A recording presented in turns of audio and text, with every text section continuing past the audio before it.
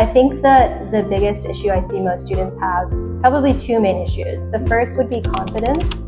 I think a lot of students don't have opportunities to speak for themselves or share their own ideas in class.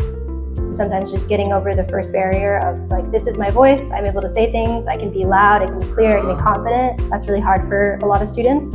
And then the second one, I think, would be the ability to question things that people say to you. So if you hear a fact, there's always a way to question it, is something I try to stress to them. You can always find something to think about. You can always find something to dig deeper on. I think a lot of kids aren't used to really diving deep, and they just receive a lot of information. So debate and critical thinking is about pushing back and trying to find more of investigation about certain topics and how you can question them, look into them, analyze them, critique them. I think the best and the easiest way to do it is just repetition. So like the more times you give a speech, the less scared you feel. And then for students who are just really worried about speaking, just trying not to make it as big of a deal. Like if you mess up, that's also okay. That's also normal. It's part of learning. You have to get worse before you get better. So that's part of facing your weaknesses and trying to grow from them.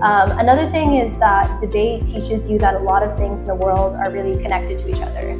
So one thing I find interesting is that even though we have topics on like a whole range of different subjects, the impacts and like what arguments they can make are oftentimes quite similar. Like you'll always have some sort of impact about war. You'll always have some sort of impact about poverty, about rights and justice. So teaching them these general concepts about like things that matter in the world, things that change, things that influence people's behaviors can help them to make those kinds of connections across topics because all things are connected. And after you get a basis in how the world works, you can make your way through a lot of other topics.